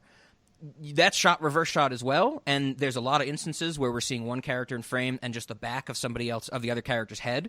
But there are shots when Trevor Moore is rambling and you can see Sarah Jean Underwood's head move, and you can see her in profile, and you can see her nose and her eyes and stuff. And it doesn't look matted to me. It looks like they're actually there, and they actually have just, there's a camera behind each shoulder, and they blocked it so you don't see the cameras. So, I mean, maybe Hugh Hefner was just like, yeah, I'll do this for the Playboy image, but, who's this fucking weird kid? I don't want to talk to him. I don't want to talk to Trevor Moore. Yeah. I just found it so strange. And you bring up a good point maybe with timing constraints is that they, I actually don't know if the whole party scene is actually filmed at. I would actually it better be filmed at the Playboy Mansion, you know. But maybe there was something where like, oh, we have to film a huge party scene at the Playboy Mansion. We're gonna have all these people in there. Hugh Hefner's like fuck this. I'm not dealing with that. Like, you know, film me on a quieter day or something along those lines. You know, Right. I could see that, but it definitely stood out to me, and I kind of feel that, you know, that's something that if the studio, you know, was like, oh, let's just get Playboy involved, Cregger and Moore had to, like I said, acquiesce to that to some extent to get their movie made, get this movie made. At least, you know, at least have an establishing shot where Trevor Moore gets into Hugh Hefner's lounge or wherever they start talking, and, you know, Trevor Moore freaks out like he does, but maybe he gets too overzealous and he like goes to try and like shake Hugh Hefner's hand, and you get like, you know, a flat wide shot of both of them, like Trevor on the left and Hugh Hefner on the right. Trevor walking towards Hefner, and Hugh Hefner goes like, you know, no son, don't touch me, or something like that. Right. Like at least give Trevor Moore something like that, you know. Yeah, it'd be pretty messed up if he actually just didn't get to talk to him. Yeah. Especially, you know, I would imagine that to some extent. If I was like, I didn't even really want. They were trying to hire Robert Wagner to be a stand-in for a Hugh Hefner type in their original script, from what I read. And it's like, then if the studio was like, no, get rid of that, we're just putting in Hugh Hefner, and you're not even going to get to meet Hugh Hefner, I'd be like, what the fuck, you know? Like, come on. At least let me be on set the day there. I could talk to him at craft services table or something, you know? Is there any chance that any of it had to be reshot, and like that could be why? Quite possibly. That is a really good point. I think, though, in the shots of just Trevor in that scene, he does call him Hugh Hefner, though, right? I believe so, yeah. And I think if it was supposed he might just call him Hefner at some point. Might call him like Hugh or Hef or something like that, yeah. So that's actually a good point, Ben, that it might have been reshoots. And when he says, because in the original script, if it wasn't actually Hugh Hefner and they were lampooning Playboy, I think they would have given him a different name, you know? Yeah. Whatever that name was. But maybe they just overdubbed it, because there is another scene in this movie where I think it is very clear overdubbing.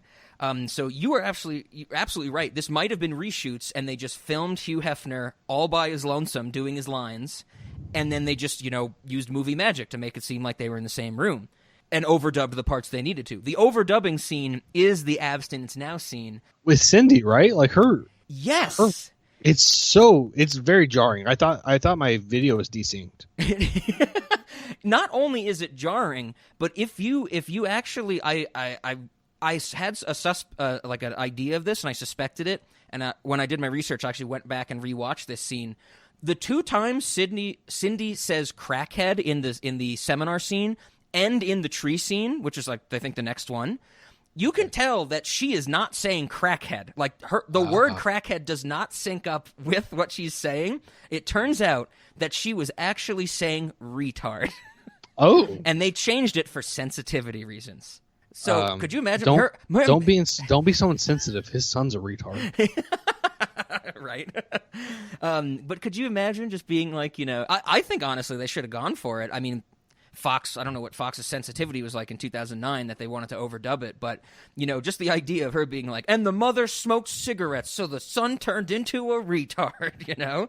It would certainly make a lot more sense than crackhead. Exactly. It would be the one thing where it's like, you know, oh, you'd go to the abstinence seminar to learn about how, like, fetal alcohol syndrome's a thing, and, like, you know, smoking tobacco while with a child is going to do bad things for it, you know? I think that would be fine for the movie, but from the standpoint of, like, actually doing that in real life, then you're going to have all kinds of questions about the people who, like, have learning disabled siblings, and they'll be like, did my parents smoke? Like, it would just be real bad. Like, I think you should not do that. But yeah. Anyway, no, I think. Have you ever read that green text where it's like something like me and little brother only like a year apart? Like every time like mom has friends over, she like puts us in our room together and says, "Look out for your retard brother." Mom eventually dies. We don't know which one the retard is. So that made me think of. I find that one hilarious. Yeah, that's pretty funny. So this is some shit that I joke about doing if I had kids, but since I just have animals right now, I feel fine to do it. Whenever I'm leaving, we'll be like, "Bye, fur people. I love at least one of you." Oh, sure, nice. Things like that. Yeah. So. Oh, right on. Yeah, so I think those are the big things that I found that I was shocked by, is that Playboy wasn't originally supposed to be involved, and also the writing exercise thing of them not really wanting to make this movie originally. But I'm glad that they, they had good fun with it, and of course, this can very safely be washed from Zach Cregger's record as a weird, misstep in his comedy days, because Barbarian is now, his movie type of thing. Sure. I don't know if I'd say misstep though, dude. This is just straight up Wise Kid, You're right. Yeah. Yep. They should have just called this Wise Kid, the movie.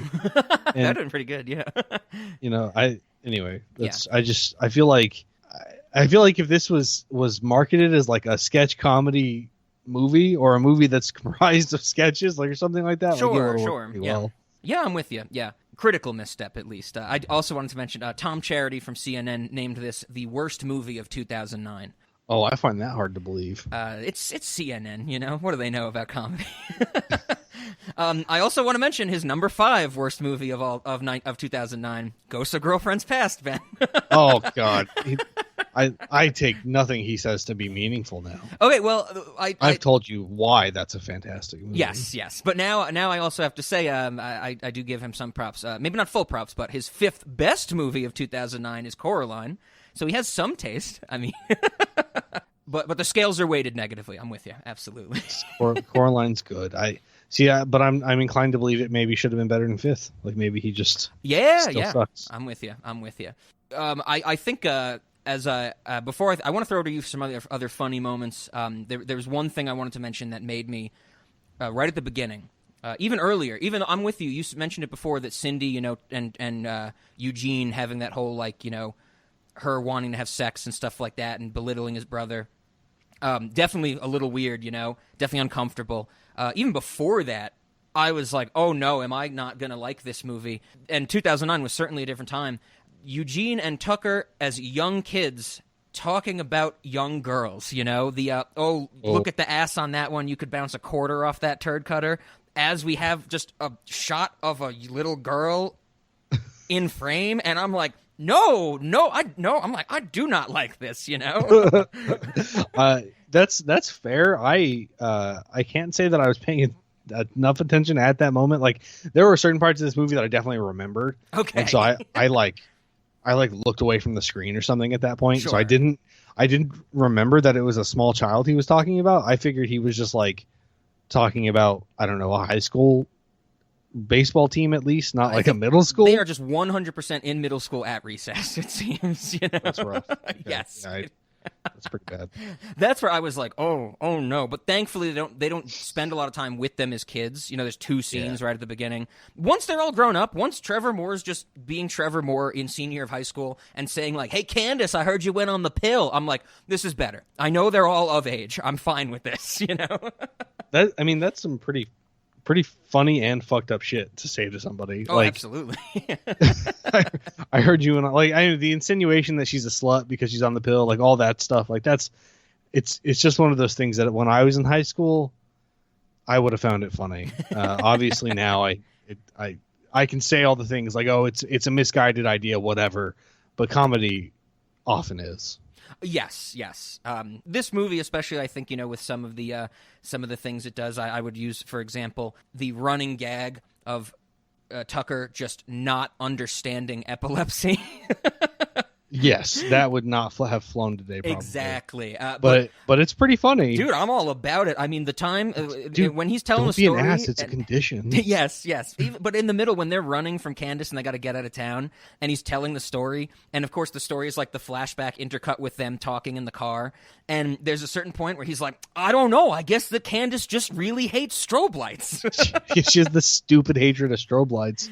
And then Eugene says, dude, she has epilepsy. Strobe lights can cause seizures. He's like, see, that's stupid. That's stupid. Yeah. Very funny, blindingly oblivious and very funny. Absolutely. I think there's one other running gag that I wanted to highlight, but was there anything else we didn't talk about that you wanted to highlight, or moments? So some of the stuff, this is like straight up me out of high school comedy, incredibly insensitive, but in a way that the delivery makes it funny. While he's talking to Hefner about the busted girl from Kansas or whatever, he says something along the line, like Hefner says something along the lines of about her being like the first bunny or whatever, and Tucker's like, well, you wouldn't put her in your magazine, Oh, right? And he's yeah. like, she died when she was 18. And he says, oh, thank God. That's right. Yes. And that was the funniest shit to me. Oh yeah, that was good. Yeah.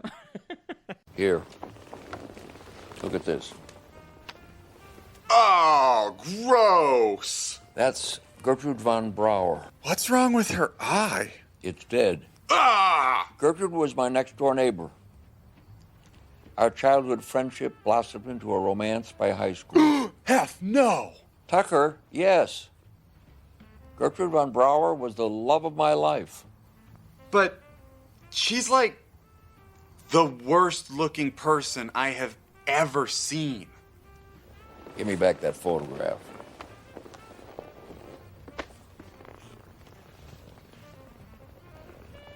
Gertrude died when she was 18 years old. Oh, thank God.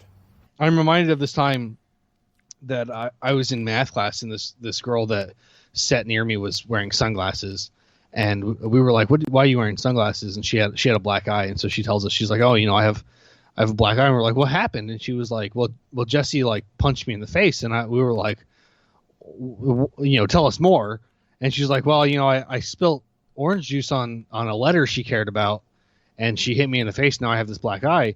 And me and my buddy looked at each other like, that's really fucked up. Like, why would you spill orange juice on someone's letter?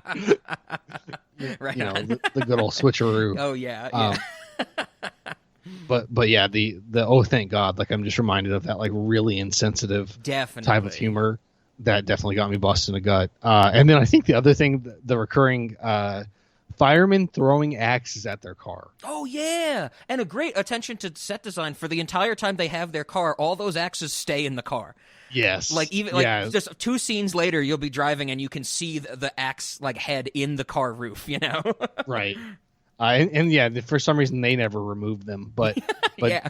in terms of like you said, continuity, like the axes are there, and then later there's more axes. And all that was pretty funny. Absolutely. I found it maybe not really a running gag because it only happens twice, but the way Tucker interacts with Juanita the nurse in this movie. Oh, sure. I really like the fact that, of course, Eugene is brought out of his coma because Tucker whacks him in the face with a baseball bat. The bat trick. We didn't even talk about the bat trick. The bat trick. Oh, the bat trick comes in at the end in a very fantastic way. But I love the fact that, he gets whacked in the face, he wakes up from the coma, and, they're all freaking out. Eugene has no idea what's going on. I think then Juanita comes in and she starts screaming, and Trevor Moore just goes, Juanita, I brought him back. I told you the bat trick would work. But then it's paid off great when they have the montage, because when Eugene realizes that Cindy's been paying for all the medical bills, she's like, Tucker never told you this? And it cuts back to a bunch of times where Tucker was not listening to this information. And There's stuff where, Tucker's just sitting there. Mr.'s girlfriend. You're like reading, a porn magazine, a Playboy probably, and Juanita's like, "You cannot do this for your. This is not your porn room." And he goes, "Juanita, I don't speak Spanish. Andale." And then there's another shot where Cedric Yarborough, the doctor, is saying like, "Thank God this man has a woman who cares about him enough to pay for all the medical bills." And in the background, Trevor Moore is standing on a chair with a blow-up doll, fighting Juanita, who's trying to take it from him. And the only thing they say... Oh, it's not a chair, it's the wheelchair. It's a wheelchair. Okay, perfect. And they're fighting over the blow-up doll, and like Juanita's screaming and yelling at him, and Trevor Moore just goes, "Juanita, I am trying to do something." Fucking killed me, man. Yeah, that's some pretty good shit. Because we mentioned it, like, we have to talk about the bat trick a little more.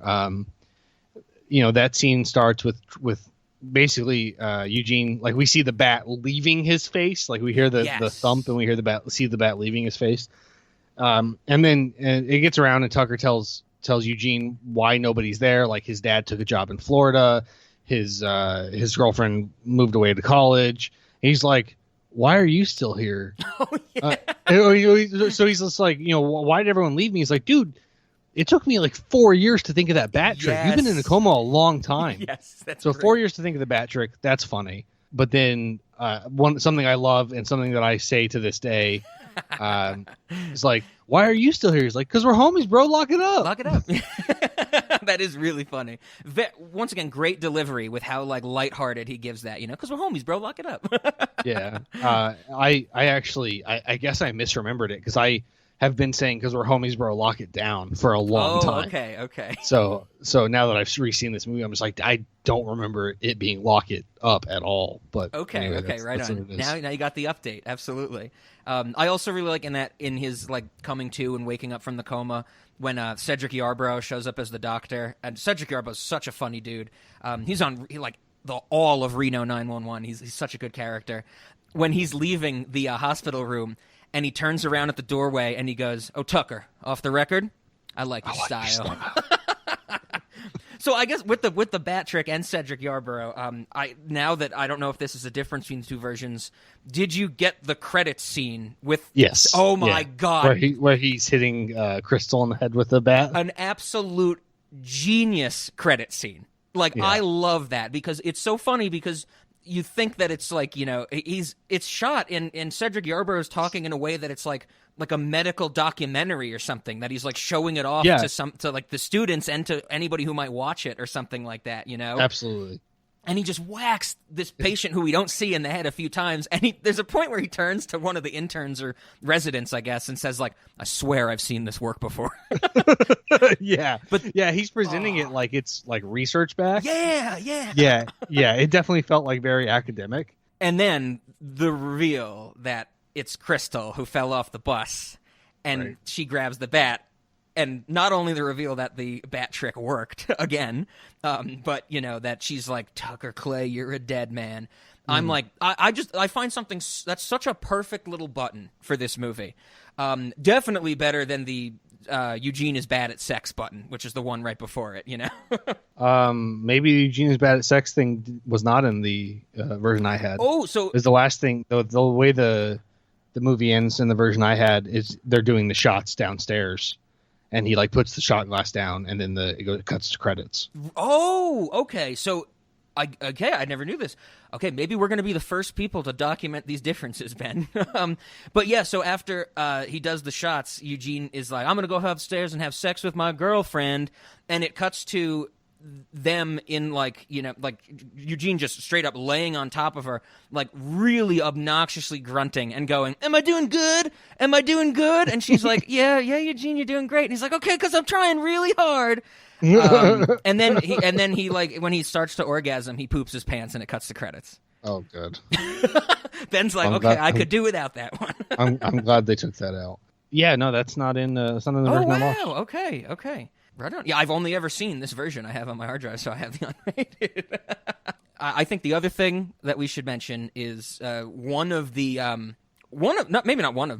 the strangest thing in this movie. The thing that I remember certainly from seeing this years ago, the reveal that Horstick.mpeg has no genitals and needs to urinate through straws. Yep. That is certainly fucking insane, and I'll give it to them that they had to. Maybe not Craig Robinson because it's just a close-up shot of his waist. We don't really see him in full, I think, with it. But they made that prosthetic, and they made the choice to have some liquid drip out of it when we get the 2-second shot of it, Yep. Pretty fucking insane, I have to say. Definitely disturbing. Tough to look at. Yes. I do really like when, Cindy starts to say, like, Horstick wasn't born with genitals. He has to pee through a straw or whatever. And his cronies, like the guys in his group, are saying something like, "You know what? I never actually seen Horstick.mpeg be with a hoe." And Craig Robinson very quickly goes, "Man, why would you want to see that?" But then it continues, and the guy goes, "Man, fuck it. Show me your penis." Yeah, that was great. Just very bluntly, they just got to get right there type of thing. Horstick doesn't have a dick. Bitch! You promised! What? Horstick wasn't born with genitalia. He has to pee through a straw. This is going crazy. Hey, everybody go to the Horstick.mpeg party bus. Come on, it's a party! Wait a minute. What about all those girls you banged? Yeah, dog. What about all those girls? You know what? I never actually seen Horstick make it with a hoe. You want to see that? Never thought I'd say this. Fuck that. Let me see your penis, dog. Well, I ain't show you shit, man. All y'all are fucking shit. What you doing? No! So what you...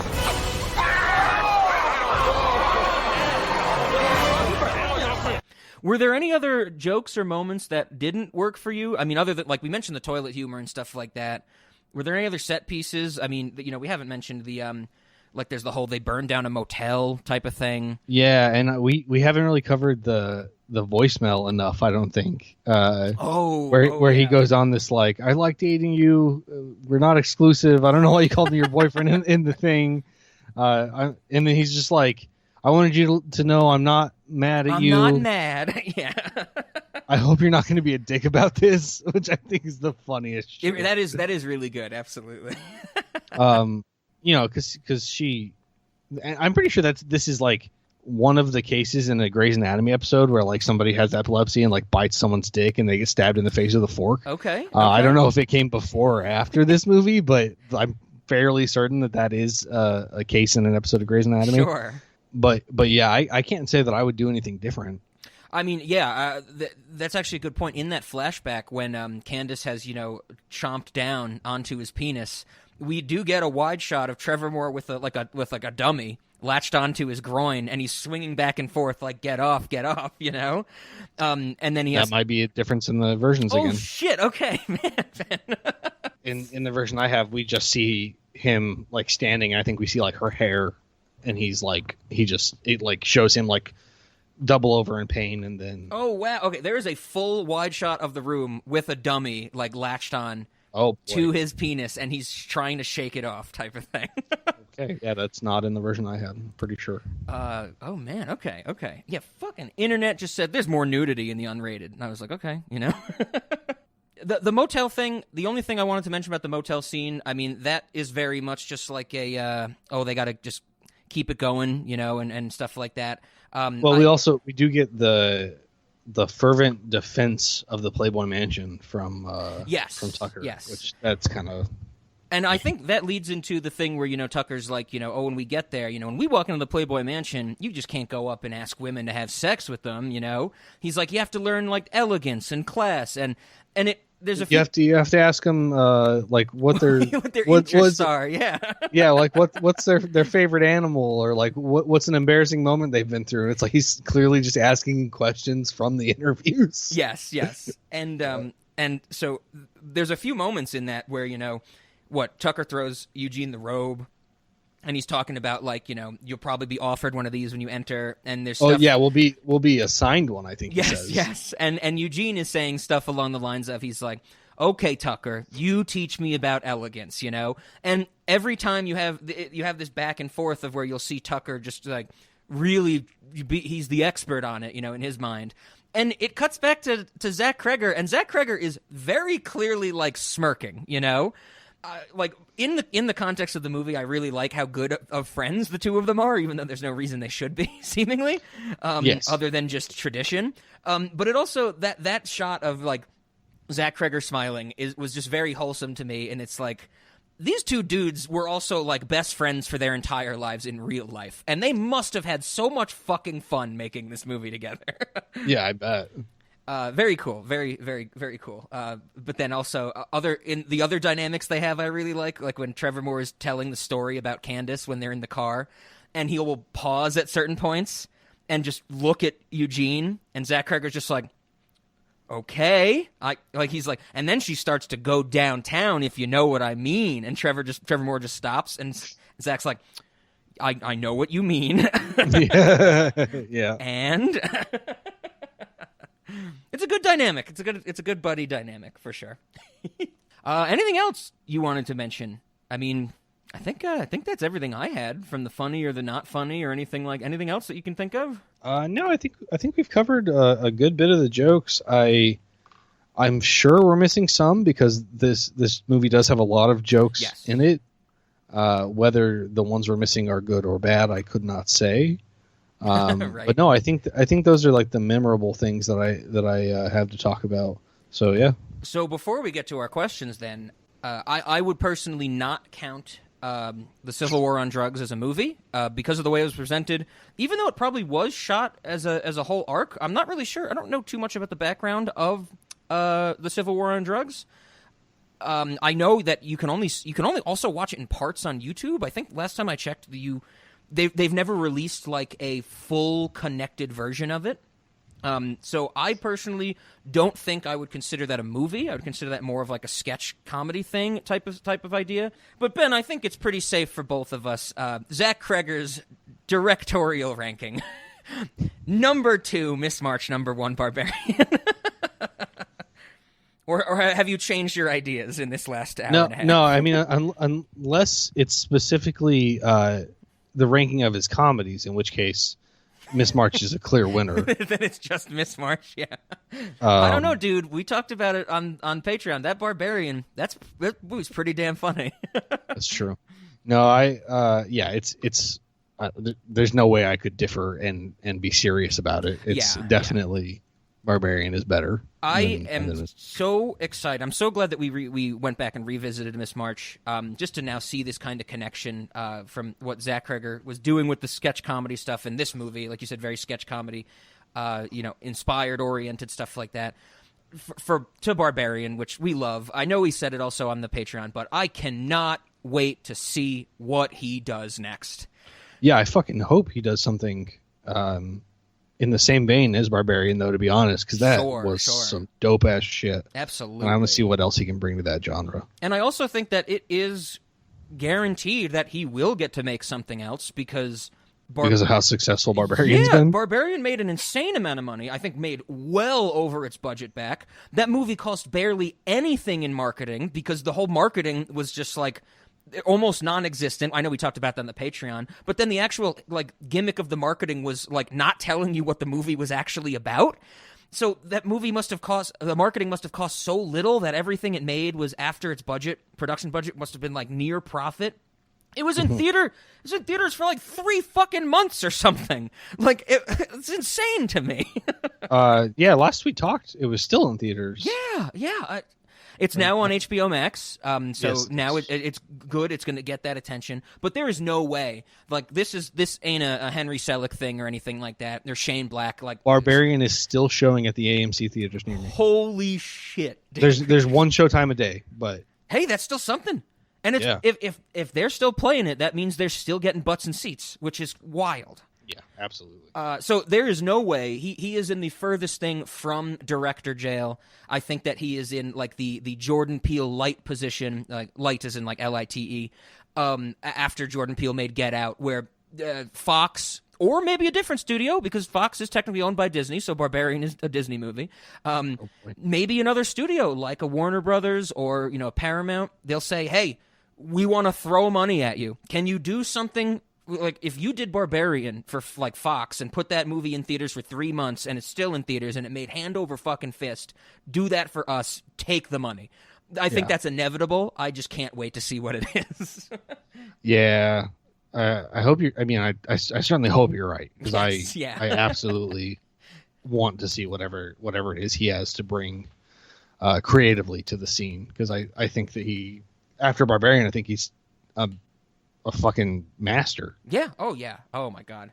One of the most ridiculous experiences I've ever had in theater twice, of being that fucking tense during a movie. Yeah. Oh man, Zach Cregger, we dig you. That's some good stuff. I guess then, Ben, that brings us to our questions, or Cinemodities and Late Night. I think this was pretty easy for me. I'm gonna go no to Cinemodities. I think specifically because of being the confirmation I got with the writing exercise thing. And I think it does kind of fall into the category of yet another raunchy comedy, even though this is one of the ones I really enjoy. It doesn't really hit anything odd for me. Late Night, though, absolutely. Like, if this is a movie that, I'm thinking somebody, knows Whitest Kids You Know and likes them and had never seen this movie, definitely check it out. I think that the more likely avenue, I should say, in these days is, maybe someone's seen Barbarian. You get to sit, I think I said this in the Patreon too, you get to sit down and say, okay, but 13 years before Barbarian, this guy made this, Right. Can you believe that? Right? So I'm going no to Cinemodities and then hard absolutely for Late Night. What are you thinking? It's I feel like you stole my punchline. Pretty much same thing. It's not odd, as you said. It's another raunchy comedy. And there are some things about it in terms of like the style of humor and such that I do like, that I think are different than a lot of other raunchy comedies, in terms of that like very insensitive kind of humor as opposed to Yeah. like, I don't know, sometimes it's just like incredibly stupid kinds of humor or incredibly dirty kinds of humor. Sure. I like the very insensitive kind of humor better. Not that is entirely prevalent throughout the movie, although a lot of Tucker's character is that, in part because he doesn't understand anything. Yeah. So maybe in that regard, it's like it's an oddity in that realm, but it is so squarely in that realm that I can't call it an oddity in general. Sure, I hear you. Yep. But then in terms of late night, like, yeah, sure, I'd throw this on. Like, if this was on TV and somebody was like, "Do you want to watch Miss March?" or you know, we came across it on cable while looking for something to watch, I'm like, "Fuck yeah, let's watch this." Yeah, absolutely. Let's check out some crazy shit. Ain't nothing wrong with that. Yeah, and I like boiling it down to let's check out some crazy shit, because you could say that to both this and Barbarian. Absolutely. And you better bet I would. Yes. Okay, I guess that then brings us to snacks in the restaurant. You mentioned it earlier. I had a little play on it, but tater tots and Jaeger. My thought is that we don't serve them separately. It's basically like Jaeger on the rocks, but instead of ice You tell me it's cubes, a sloppy steak? Oh, okay. I mean, no, I like that. I like the idea of pouring Jaeger on tater tots, but I was thinking you'd ask for Jaeger on the rocks and you'd get, instead of ice cubes, tater tots. You got to call it Jaeger on the tots. Jaeger, there you go. Ben, you are good with the tot stuff. Remember Tomb Taters? You got the tater tots down at the restaurant. You're like our tater tot sommelier at the restaurant, That's pretty funny. I actually have a friend whose name is Muter, but I call him Mutato and things like that. And he recently informed the group that he's having a child, and so I told him that he's going to have a mutator tot. Perfect. Anyway, apparently I just get potato-based humor. It's your wheelhouse. It's a weird wheelhouse to have, but I guess if I'm lucky to have a wheelhouse. The other combo that I had from this movie is horny goatweed and NyQuil, because of course Trevor Moore is driving and he says he doesn't need to sleep because he ate a bunch of horny goatweed from the gas station, and then he ends up falling asleep at the wheel, as he says later, because he got so wired from the horny goatweed he drank a bunch of NyQuil. Yeah, he said he got too jittery, so he started downing some NyQuil. And I find that very funny because, one, of course, I'm sure you have seen it. We're not too far off in age, but when I grew up, I remember back in New York at gas stations and bodegas, I would see just right on the counter horny goatweed. Yeah. Oh yeah. So and I get the joke. 2009, I think that makes sense. It's like, oh, I bought some horny goatweed. It was like right there on the counter. He also had to buy the NyQuil. Yes. Yeah. So he had some other use for the NyQuil, I would imagine, not to just take the edge off of the horny goatweed. Yeah, I mean, he's the kind of guy that likes Jaeger and tater tots. Like, maybe he just likes the occasional NyQuil. That's how it goes. I actually was interested. It's the way she goes. It's the way she goes.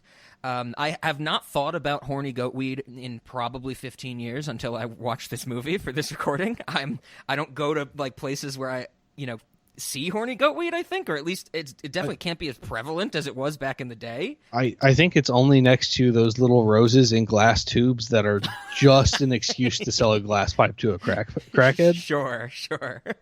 Yeah, I think it's the only place you can find horny goatweed now. But like I said, I hadn't thought about it. It was like a blast from the past. I was like, oh yeah, horny goatweed. I was like, what the fuck is horny goatweed? Horny goatweed is of course, the packages you see in gas stations are a combination of things, but the main ingredient is this thing called epimedium, EPI, and then the word medium.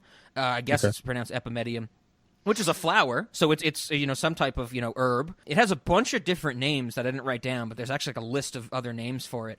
But basically the thing I wanted to find was like, does it do anything for you? And the overwhelming consensus after all these years of seeing it at gas stations is that its clinical effects as a men's health supplement are basically unknown. Nobody's ever really tested it on anything.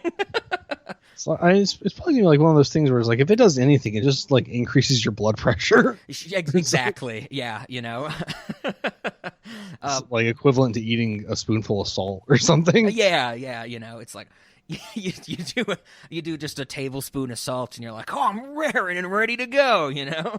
But it doesn't dry you out the same way salt does, and that's why it's so popular. Horny goatweed. So horny goatweed and NyQuil. That's my pitch for the restaurant. Solid. I'm down. I like that. I think that we need some kind of like it's going to be like a ride or some kind, or it's more like a challenge, I guess. Okay. And the challenge is that we get the contestants who want to join in. We get them all like some kind of starting position, and we give them less than $100, and they have to try to get all the way around the restaurant. Okay, I like that. I like also saying all around the restaurant because the restaurant is infinite. So yeah, exactly. So they have to get, they go off in one direction and can't double back and have to get back to where they started. Sure. Okay. I dig that. Also, yeah, you reminded me of that very, very great visual gag in this movie where they're like, Trevor Moore is like, "Do you want to get something to eat? How much money do we have?" $7. That should be enough to feed us. Cut to toll $6.75. Cut back to Trevor Moore. Looks like. Are you mad? Are you mad? Yes, I'm mad. Yes, definitely that. I think that we also need axe throwing. The way it is now, where you can go to some place and probably buy alcohol and throw axes. Yep. But it's fireman axes. Okay, and the targets are cars. I like that. That's definitely like a. I'm sure we've said it somewhere else on here. I have no idea when, but some type of what are those rooms? They're not called break rooms, but it's like a room you can pay to go break shit to like vent. They're rage rooms. Rage rooms. That's it. Yeah. That's what that makes me think of, where we can just throw fireman axes at a car as like a rage room type thing. I actually have taken part in a fundraiser that was. The fire department got a junked car, and they put it in the parking lot of a college. Oh, and that's cool. They let you pay like, I don't know. It was for charity, so it was overpriced. It was like $1 per hit or something, and you just like are hitting this thing with like a sledgehammer or an axe. Nice. Or, they had multiple different implements, and you got to pick. Yeah, it was pretty fun though. I like that. I also like the phrase. It was for charity. You say something, and then we just at the ended up with, but it was for charity. We're just breaking a car in the parking lot with a sledgehammer. Why'd you doing that? It was for charity. That's right. I didn't have any like events or challenges like that, but I like those. I also was thinking of like performances. One, horse-dick.mpeg as a performer in the restaurant. I mean, I would love. Yeah. We have a stage and we have other performances going on. I would love for just horse-dick.mpeg to give us a concert. I think that would be wonderful. And then also for the Sin E-Modities portion of the restaurant, the kids portion, abstinence seminars, which I would imagine are just long slideshows of like venereal disease, venereal diseases, and the miracle of birth type of thing. This is a venereal disease. I have 1,000 or whatever. I think she said, I might have written that down, but yeah, that's that great like that callback to that. This is a venereal disease. I have thousands, Eugene. Yeah. I like the idea that they like stack in some way. Yes, exactly. Got to catch them all, That's right. Anything else for the restaurant, Ben? Gonna hurt with syphilades. No, I think that's plenty. I think we're adding stuff to the restaurant all the time. It gets costly. All these new ideas. It does. Until we know the profitability of these, I think we should probably take it easy. Okay, right on. Well, then that brings us to how are we up? Actually, no, before that, if you like what you heard and want to hear us talk about Barbarian, Dude, Where's My Car, and a bunch of the other shit that we mentioned, it's on our Patreon, patreon.com/cinemodities. Not only will you get access to all these episodes, but you will support the podcast, keep us doing what we're doing, and have a good time doing it. If you want to harass us about your thoughts if Hugh Hefner and Trevor Moore were in the same scene, I didn't have a good one, then you can email us at cinemodities@gmail.com. Started talking before I was ready. Exactly. Ben, anything you want to pitch about the Patreon or anything else? No, but I think we should definitely start putting it at the beginning of the episodes. This episode brought to you by the Patreon. Oh, sure. I'm trying to get references into it earlier. Yeah, we should just like throw a straight up advertisement, like one right at the beginning, one 2.5 minutes in, every 3 or 4 minutes after that. Yeah, you thought YouTube ads were bad. Get ready for the same ad over and over. That's right. All right. Well, then, I mentioned it earlier. Of course, I think we should end this episode by playing I'm a Fuck a White Bitch. Just called White Bitch by horseDick.mpeg in reverse. you gotta see if you can find suck my dick while I fuck your ass. Well, Ben, I'm glad you say that, because earlier I mentioned that I was able to find the studio version, an actual recording from horseddick.mpeg, Craig Robinson, on YouTube. While we were talking about our questions and stuff, I gave a shot in the dark. Miss March, music from the motion picture, is available on Spotify. The last 2 songs, as credited to horseddick.mpeg, are White Bitch and Suck My Dick. Nice. So not only can, if you're on Spotify, you can listen to these. They're on YouTube then, for sure. But also, Ben, like I said at the start, if I put one of these songs on my top 50, I can actually put it in the playlist that I put on Spotify on my top 50. I would get to make my friends at a certain point listen to 90 seconds of "I'm a fuck a white bitch, I'm a fuck a white bitch." People would be like, "Rob, what is this?" Then you'd be like, "I'm a fuck a white bitch." That's what it is. I'm a white bitch. Is that hard to understand? I'm a fuck a white bitch. Well, I guess, Ben, the last thing to say is, because we're homies, lock it down.